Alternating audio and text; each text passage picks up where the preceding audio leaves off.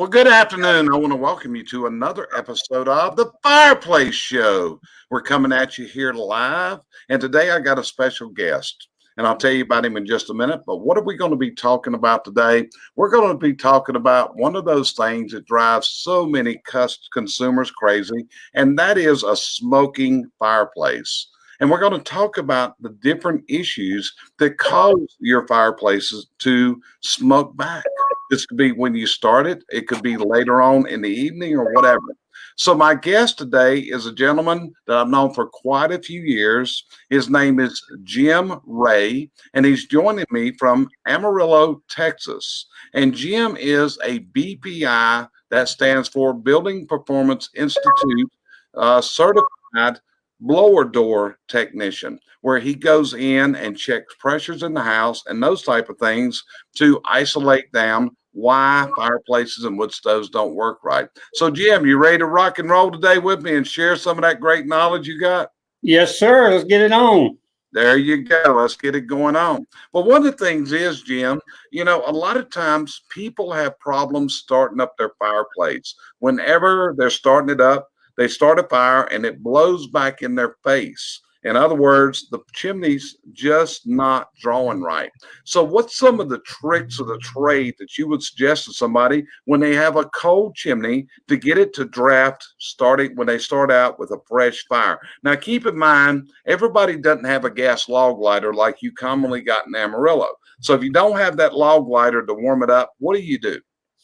I would suggest getting a big wad of newspaper, wad it up and stick it on your grate before you put the wood on, and just set it toward the back and light that. It's kind of like priming the pump on a water. You want to kind of prime that up a little bit and get that warmed up, because what happens is cold air is a lot heavier than warm air. And so as your fire is starting on the first startup, it takes a little bit of time for that warm air to take all the cold air and push it out of there. And while that's happening, then you get a lot of spillage out the front. So if you will take your chimney, like I said, newspaper, light it, heat it up, and then that will have a good start on getting a draw started for your fire. Yeah. And also some of the things, Jim, that we've suggested over years, I need to know if you agree with this, is you may need to open a door or a window and allow some outside air into the room to help it get started. Would you agree with that suggestion? Absolutely. Absolutely. Because a lot of times that's what you've got to do. You got to reverse that flow, and that's going to involve heating up the chimney.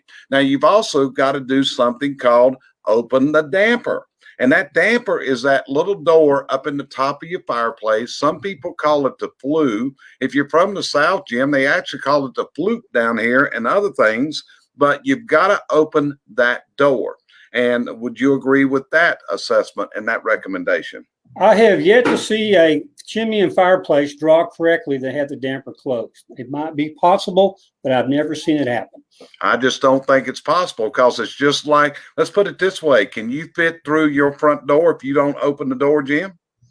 No. Okay, so it's the same situation. This is the escape hatch for the air to go up the chimney. So Randy just joined us. Look here what she's saying. It's 7 degrees in Kansas City today. So we have a lot of talks on the phone today about preheating the flue. And that's what's happening. So in Amarillo right now, I think it's pretty cold down there, isn't it? I think we're at 32. I think by Thursday they're saying a high of 9 and low of -6. So right, which will be a little bit behind you, but probably it's going to be darn cold. That's pretty cold for West Texas, isn't it? Very cold. Okay, so anyway, very similar weather to here in the wintertime. You actually got 4 seasons out there. You're also an area that's very dry. You don't have a lot of rain in Amarillo, do you? Unfortunately, we don't, and we haven't seen moisture in probably 3 or 4 months. So we're in a major drought here right now. But even in a given year, we might have a total of 20 inches for the whole year, including rain and snow. So okay, we're dry here. Okay, so we've covered one problem with chimneys that smoke back when you start up the fireplace. Another one is, Jim, is the height of the chimney. Many times chimneys are simply not tall enough to properly draw. Would you agree with that assessment from your expertise as a chimney sweep and also as a blower door technician? Absolutely, because your chimneys need to have a minimum height requirement. And then also a lot of times if you have other structures around for us, maybe the hip of your roof, or maybe if you have a large tree, or if you're in a townhouse situation where the homes are butted up next to each other and have a taller roof next to you. So all these factors could disrupt the airflow around the chimney. And if you have disrupting of air around it, then it's going to cause a pressure difference, and it might have a problem where you're going to have a reverse effect on your chimney and actually having the air going backwards, and which is going to cause the smoke come back into the house. Okay, so we've covered a couple issues here. Let's cover another issue, which is the flue size. The interior of the flue has got to be big enough to exhaust the air that's pulled in through the fireplace. And then we got to have construction of the chimney itself for maximum laminar airflow. And laminar airflow is where we're forcing the smoke and the gases from that big fireplace opening down to that much smaller flue. So, Jim, what percentage of the fireplace opening should the flue size be according to codes and standards? Roughly speaking, the opening of the fireplace, whatever square inches that you have, then your flue needs to be, if it's a square rectangle, needs to be a tenth of that. So if you were to have a very large opening of your fireplace and have an itty bitty flue going down, it's going to have a hard time to get that laminar flow going. It's kind of like the muffler on your car, or the exhaust in your car. If you have all the exhaust coming out, and if you have just a little bit of exhaust tailpipe, it's having a hard time to get that exhaust out. You're going to get the exhaust out, then the engine's not going to be at peak performance. It's going to have a lot of coughing and sputtering. It's not going to run very good. It's going to run very rough. Same way with your chimney. Gotcha. Now, again, we're trying to cover all the areas that could be affecting your fireplace if you're a consumer. Now, Jim, one of the processes we teach is the fireplace depth. Sometimes the fireplace is too deep when we look at the studies of Count Rumford from the 18th century. So do you find a lot of fireplaces that may just be too deep could be the reason why they're having this performance issue of smoke coming and smoke getting in my eyes?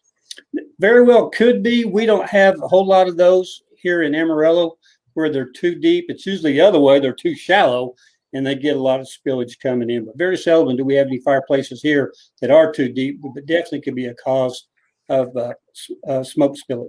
Okay, so you said a word I want you to identify, which is the word spillage.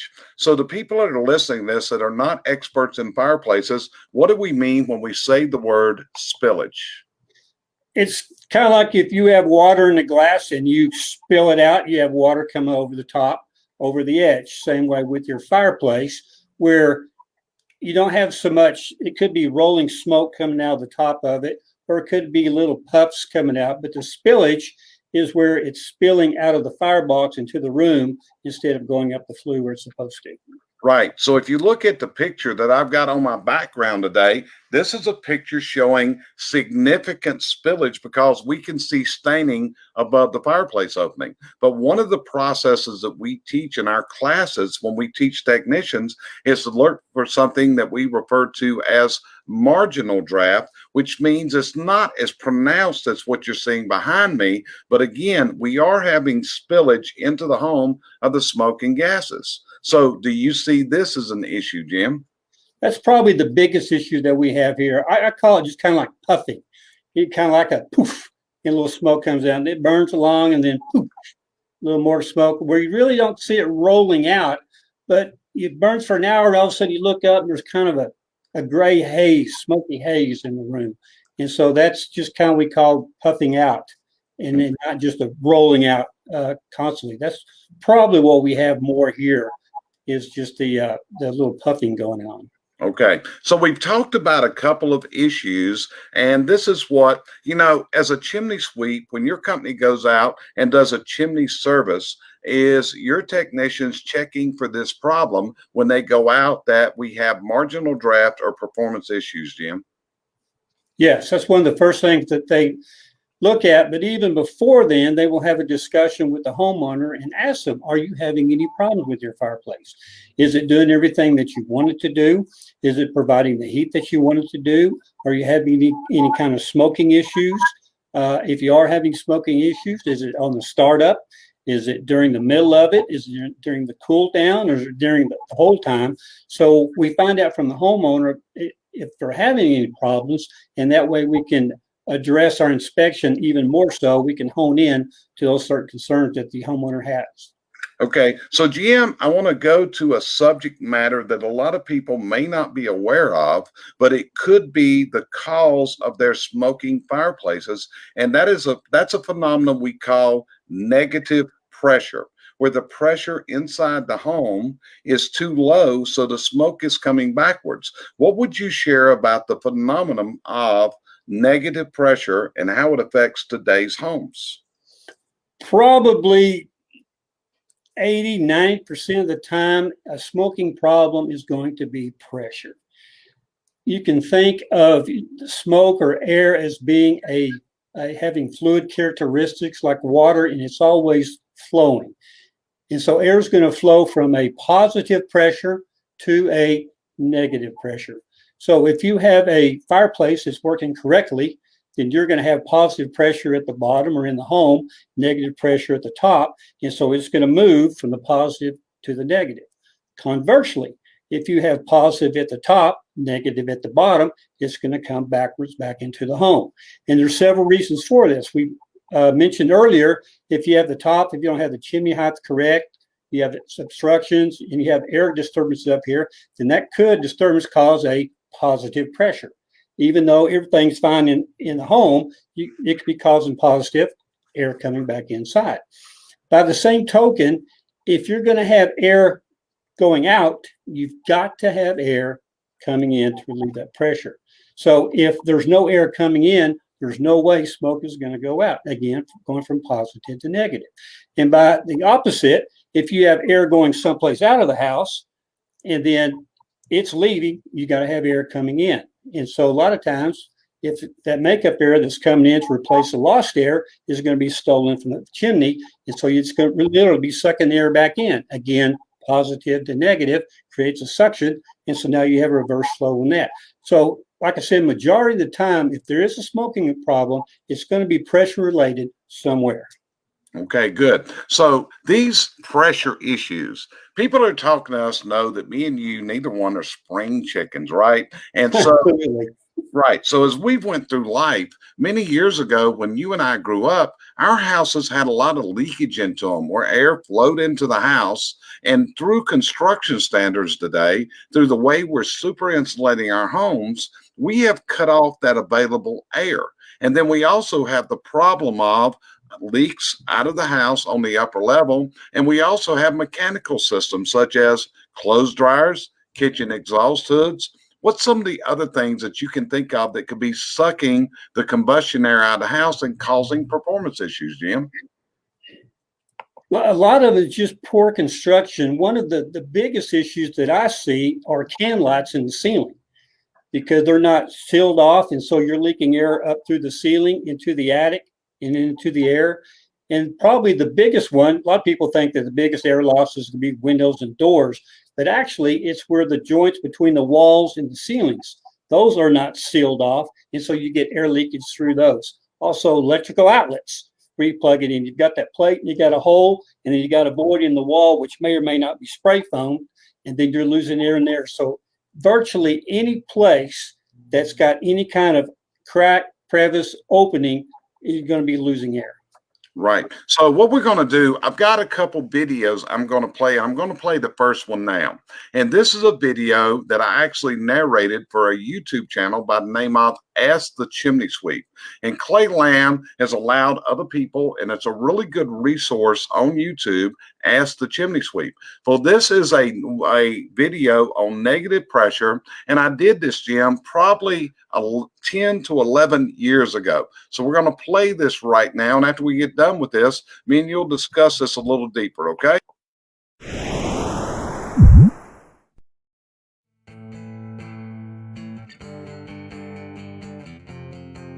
Well, Welcome to Ask the Chimney Sweep. One of the questions we often get asked at Ask the Chimney Sweep is, people want to know about putting a glass door on the front of their fireplace. The reason they're wanting to do this, when they're around their fireplace and the fireplace isn't in use, they're constantly feeling cold air coming down the fireplace and around. And where we're sitting at right now, as you can see, we've got a nice warm fire going. But if we didn't have the fire going, we're sitting around here and we've got cold air coming in out. Commonly, the same people that are having this issue will also sometimes have other issues in the room that smell like wet ashes, wet wood, these type of things that are coming in the wintertime, summertime, but basically when the fireplace is not in use. We'll identify what this is. This chimney is made for air to go up. But in today's construction, many homes go through a flow reversal, or what we call a negative pressure issue, where when the fireplace is not in use, it's actually pulling air down the chimney into the room. A lot of consumers want to put a glass door onto it. Now, the glass door may stop some of that influx of air. It's not going to stop it all. In fact, glass doors aren't airtight. We can leak air through here, through the gaps, different places within the system. The air can be pulled down so strong through a glass door, the wind will actually whistle and the doors rattle tight. The very real problem here is what we call negative pressure. Negative pressure is because the house that's built today is basically an airtight house. We have a house that we have kitchen vents, bathroom exhaust, whole house vacuums, generator ranges, and any number of devices that take the air out of the house. This air is not replaced. So in the average home today that's built, the only place for this air to be added is to come down the chimney. Many people say, I've closed my damper, but what you've got to be aware of, the throat damper that's located right inside the fireplace here with the handle is really not an airtight assembly. You can leak air around it because it's a metal-to-metal seal. So if we have air coming down, what we may want to do is put another damper on the system that is an airtight damper. We have various kinds on the marketplace that usually mount on top of the chimney, actually have a gasket that fits, you'll open and close from in the fireplace. The key thing is negative pressure issues need to be corrected. It can be very harmful to your health, your children, it's hard on respiratory issues. Again, we appreciate you asking the question here to Ask the Chimney Sweep today. If we can help you out with further questions, please feel free to let us know. We may make a movie and answer your questions in person. Thank you for seeing us today. So, Jim, as you watch that, what did you think? Absolutely. Well, as I mentioned earlier, air is coming and going from so many places, and you were talking about all of the places that are being robbed. And one thing that I didn't mention that I thought of and reminded me watching the video is on having these mechanical attic fans on top of the chimneys. On top of the roofs. We've had a lot of problems around here. Get the roofs done, and they put in mechanical vents, but then they don't put the return air vents underneath the soffits, and so it's sucking all the air out of the attic, but there's not any air coming in. So what happens? It's being stolen from the roof, and from the house. If it's coming up from inside the house, and where's that making that air coming from? Probably coming from your chimney. Okay, so Bart Peters is asking a question. How much effect is a radon system, Jim? I can honestly tell you, I have no idea. Okay. We don't have any we have no radon problems here in West Texas. Okay, so that would be one, but if it is exhausting air out, it could be a problem there, and it could cause negative pressure. So, Jim, a couple of years ago, you and I were talking, and I advised you to get into blower door testing, and probably you really didn't realize how deep an issue this was when I first recommended that. Would that be true or false? Absolutely true. I had no idea how much. I knew that pressure affected a lot of the draw in the winds and everything, but I had no idea how much it actually affect performances of not only fireplaces, but also the clean air that are in homes. So a lot of people are talking about, well, I've got a problem with my fireplace and it's not working correctly. And as it mentioned, I get smoke smell and wood smell, and in the summertime I walk by and my fireplace sounds like an old ashtray. And so if all that smell is in the home, then it's going to be bad air that we as consumers are smelling. So it's not only chimney and fireplace performance, but it's also the clean air and environmental air that we and our families are breathing on a day-to-day basis. Was this a shock to you, Jim, as you found out the health risk of many of our homes that are in because of bad air quality due to poor ventilation or just sucking combustion products back into the home? Did this really shock you when you found out about this? It really did. I never even thought about it. If you sit there having a fire and maybe burning a little pine to go with the oak or whatever, and go, oh, it's such a nice smell, like having a campfire in the mountains. Not even dreaming that we're smelling and ingesting all those carcinogens that are in the smoke, and it's not a good thing. It's not the cleaner that we strive for. It's great for aesthetics, but not very healthy. Okay, and one of the things I learned from you, Jim, when you came through the BPI testing and you went through your certification, you and I were having a conversation, and you asked me a question I had never thought about before. And that is, Jim, tell me why we have revolving doors on skyscrapers in New York City. Well, you've got, say, a 30-story building that's got literally thousands of cubic feet of air that's trapped inside of that building. And as I mentioned earlier, if you have air going out, you've got to have air coming in. And by the same token, if you're going to have air coming in, you have to have air coming out. So what they found when they built these and had it all sealed up, they couldn't open the door. So you think about it, you push to go in, and with all that air in there, when they tried to push it, the door would not open because there's no other place in the building for it to escape. And so they came up with a revolving door. You push on one side, air goes in, the other side comes out, and you have the same amount of air going in, coming out, and so it swings freely, solve the problem of opening doors in skyscrapers. Right. As a simulation of this, many times you may walk into a restaurant that has a door that pulls outward, but because of the kitchen fans are sucking the other way, all of a sudden that door gets hard to open.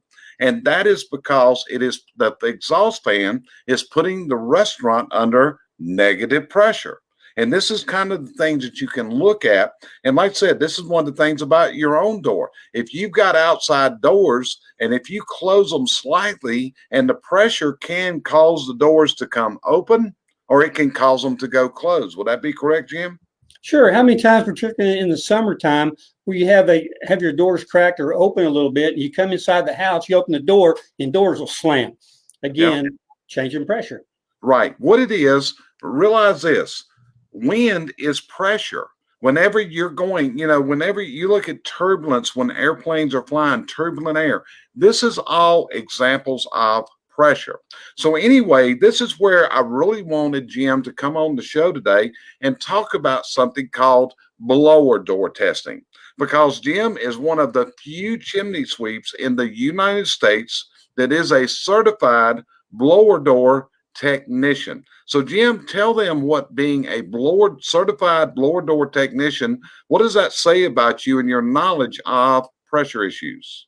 Well, one would think that I'll be fairly educated and know what I was talking about, but I have a lot of people that would argue with that. But in any event, I have had the training and the testing.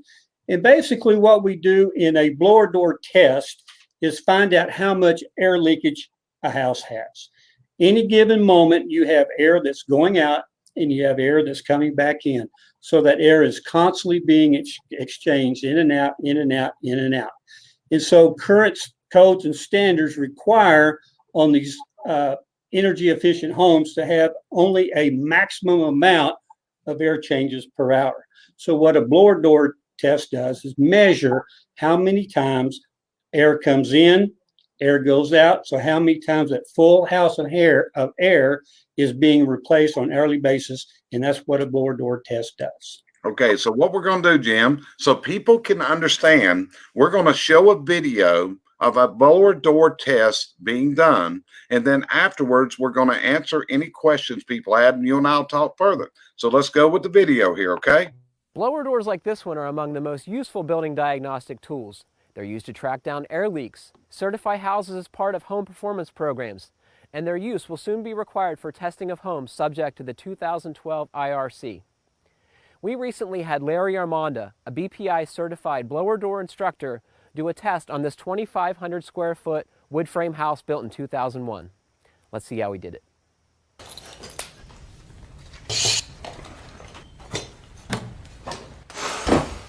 To prepare for the test, Larry turns off the heating and air conditioning system and any appliance with a flue. This step is important because the blower door's powerful fan could suck exhaust gases with carbon monoxide into the house during the test. Larry leaves his keys on the water heater as a reminder to turn the system back on before he leaves. Next, Larry walks around the house, closing and locking all the windows and exterior doors, including those in the garage. He opens all the interior doors and turns off any ventilation fans, like the range hood and bath fans. He also makes sure the clothes dryer is off.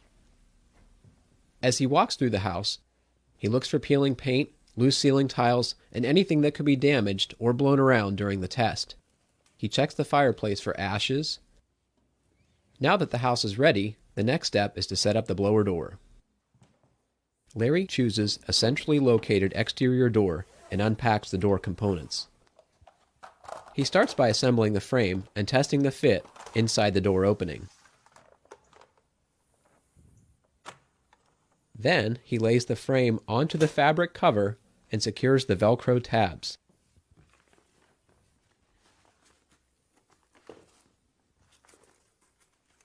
He reinserts the frame into the door opening.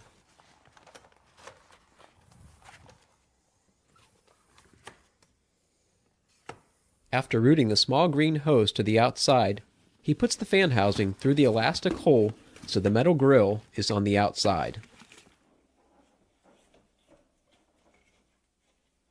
He confirms the fan controller is in the off position and connects it to the socket on the fan housing. He plugs the other end into a house receptacle. Then he connects the red air hose to the port on the fan housing and input port on the B side of the manometer. Now he connects the green air hose running outside to the reference port on the A side of the manometer. Larry makes sure all the flow rings and cover are in place so he can zero the manometer. Zeroing the gauge, also called establishing baseline, ensures consistent test results regardless of the weather outside. The process for zeroing the manometer is described in the manufacturer's quick guide. Once the baseline is recorded, Larry sets the gauge to measure in pascals and CFM 50. CFM 50 helps operators achieve negative 50 pascals even if the house is so leaky the fan can't depressurize it to that amount. Finally, he has to tell the meter which model of blower door the instrument is connected to. In this case, a Minneapolis blower door Model 3. Now that the door is installed and the manometer is configured, we can begin the blower door test. Larry starts the motor and slowly increases the fan speed until the manometer shows about negative 25 pascals. With the blower door holding steady at negative 25 to negative 30 pascals, he makes sure ash isn't being pulled from the fireplace or any interior finishes are in jeopardy of being damaged. Once he's certain everything is okay, Larry returns to the fan and increases the speed until it reaches negative 50 pascals. If he were unable to reach the minus 50 pascal benchmark, he'd remove a ring or rings and try again. If he still couldn't get to the negative 50 pascals, he'd use the manometer setting that extrapolates the current reading to minus 50. With the CFM measurement recorded, he then walks the house with the fan running to look for obvious leaks. A puffer, sometimes called a smoke pencil, is one common way to look for leaks. Larry also uses an infrared camera to look for air leaks. On this hot day, this ceiling register is almost 100 degrees because the blower door is pulling warm attic air into the leaky attic ductwork. So testing revealed this home could benefit from some air sealing. At 6.2 air changes per hour, it's typical of its vintage, but a little work with a foam gun and some duct sealing would go a long way to improving its energy performance. Okay, and we're back. So Jim, did Larry do a pretty good example of what's done during a blower door test? Did an excellent example. It's pretty well straightforward. We normally have a checklist. We go through and check, make sure that we have everything done in order, go through it, and make sure that we have a very accurate testing on that. Okay, so let's tell people, as you listen, they said the word Pascal. And what you're doing is you're taking the house down to a minus 50 Pascal reading. Am I correct in that? That is correct. But listen, to explain, if you have a minus 5 Pascal negative pressure, you can have issues. Would you agree with that? What do you consider an allowable amount of negative pressure, Jim? Not very much. Right. So, yeah. So let's give you a comparison. A lot of people say, how much is 5 Pascal? This is how much. It's equal to 1/10 of an insect passing gas. That's pretty minute, ain't it, Jim? Can you think of a better explanation than that?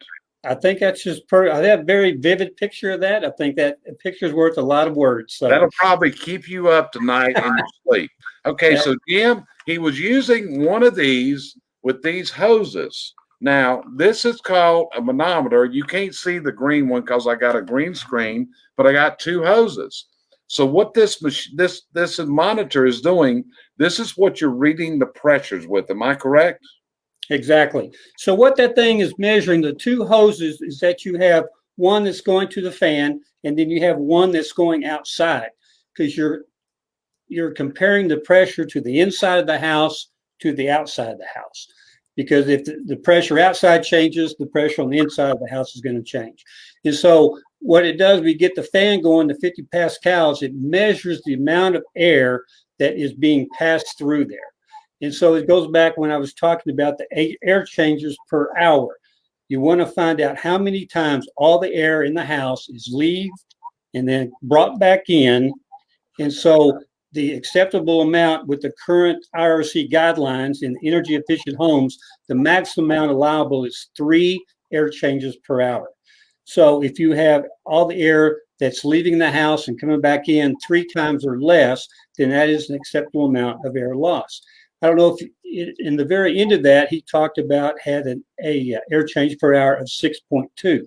So that house was almost twice of the allowable amount for the current energy homes per the IRC guidelines. And the IRC is simply just the International Residence Code that sets forth all the mandates and all the testing requirements for these homes. Okay, so as I'm looking at my manometer, I'm holding it up in front of the screen, and Jim, you're seeing it says input and it says reference. Input and reference. What does that mean? Okay, as I mentioned, you have the 2 hoses, and the reference is the one that's going outside, and then the input is the one that's being hooked up to the fan. So the reference is measuring the pressure on the outside of the home, and the input is measuring the pressure or the amount of airflow that's going through the fan. Gotcha. Now I'm also seeing it reading different amounts of time. As you look, I can turn that dial. I can go from A to B and read 2 different areas on my manometer. And I've also got that I can take a 1-second average, a 5-second average, a 10-second average, and long-term average. So where do you usually test that? Mine's not quite that sophisticated. It only has 1 time, and it's just a constant amount.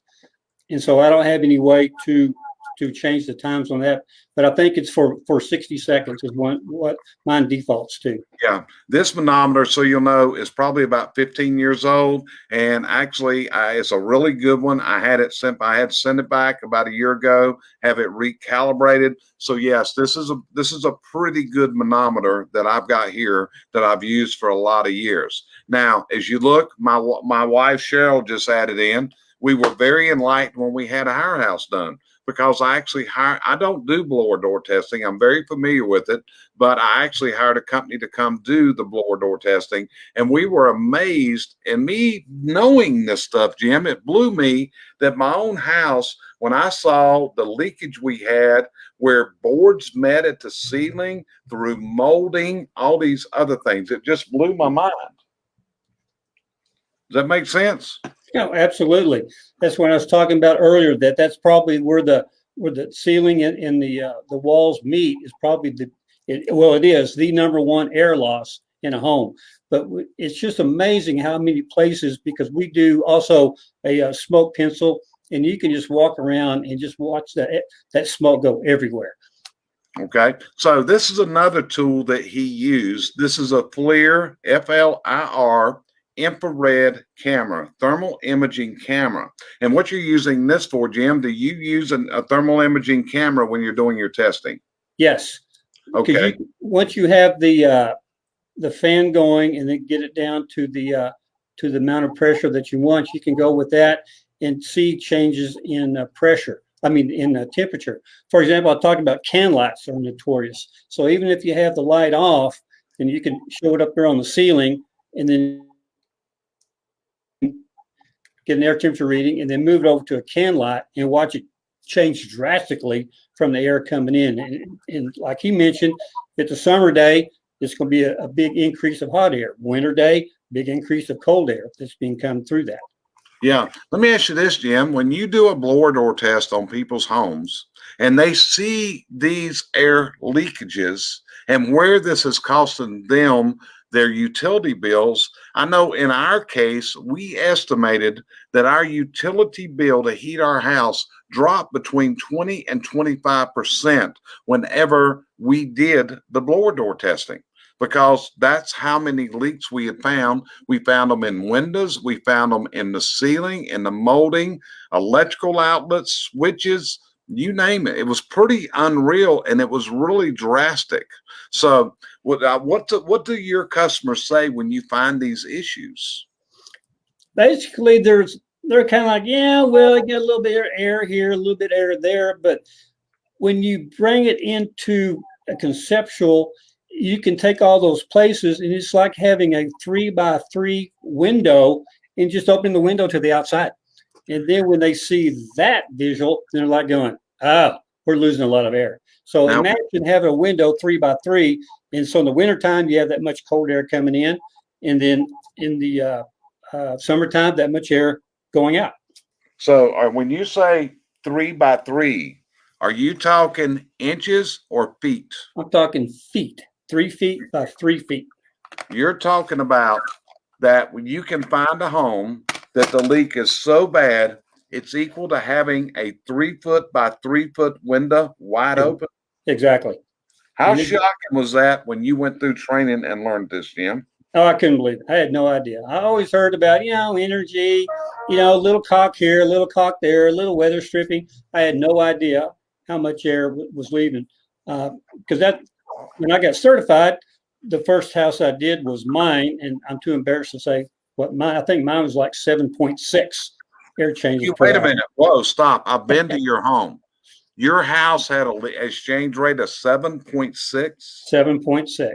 Where did you find the problems? Because you've got a modern brick home, and I would classify it as well built. Where were the problem areas in your own home? Everywhere, from the doors. And another big one was from the air ducts, because a lot of people don't realize that, because you never see them, but a lot of people have around here, they have the air ducts up in the attic. And if you have air in the attic or holes, then all that air conditioning in the summertime is going up in the attic. But conversely, in the wintertime, you have hot air going up in the attic also. So if you ever go up in the attic in the summertime and it's nice and cool, you've got a problem. You've got air leakage somewhere.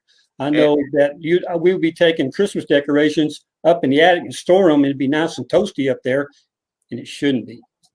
Okay. So when you look at all these different factors that are coming in, does it really, and then you got to take the mechanical things into account, which is the clothes dryers, the central house vacuums, the bathroom exhaust, the whole house vacuums, all these different things can come into play.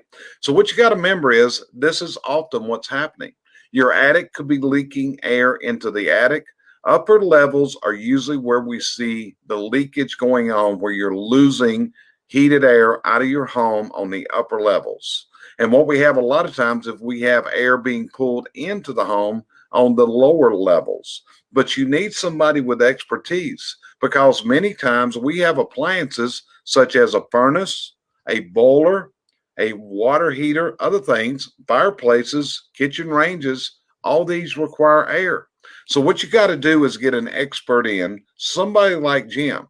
So Jim, if they're not in West Texas, what would you tell somebody to look for to find a qualified technician to run a blower door test on their home? I would just Google blower door testing. 'Cause if they're going to show up for blower door testing, that means they've been certified and they've gone through the education, the testing to do the blower door test for them. Also, you can there's a lot of energy efficient companies out there that are specialized in insulation and also in energy efficiency as far as taking care of weather stripping and caulking and things of that nature. So that Google, as you know, you can find a wealth of anything in there. Check And also, check their reviews, check other things like that, right? That's how you would do it. Okay, absolutely. so but let's bring it home, Jim. Let's say we got somebody in Amarillo, Texas, and they need Jim Ray to come out. How do they get in touch with Jim Ray out in Amarillo, Texas? The best way to do it is to Google West Texas Chimney, or you can call our number at 358-0817. We'd be more than happy to visit with you. And if necessary, we can schedule an appointment to come out and take a look at your home. There you go. Well, Jim, I really want to thank you for being on our show today. I think you've shared a lot of expertise here, and I think you're helping a lot of people that will listen to this around the country. Again, we're speaking to consumers here. So this is the Fireplace Show. It is sponsored by CVC Success Group. We present this show every Tuesday as our goal, 4 p.m. Eastern Time in the afternoon. Please, if you see the value here, consider sharing this on your own social media. We're trying to get the word out. We're trying to help a lot of people with their fireplace issues. We talk about all kinds of things, fireplace, chimney related. So, Jim, we'll see you later, and I appreciate you being here with me today. You did really great, my friend. Okay? All right. Thanks, Jerry. Okay.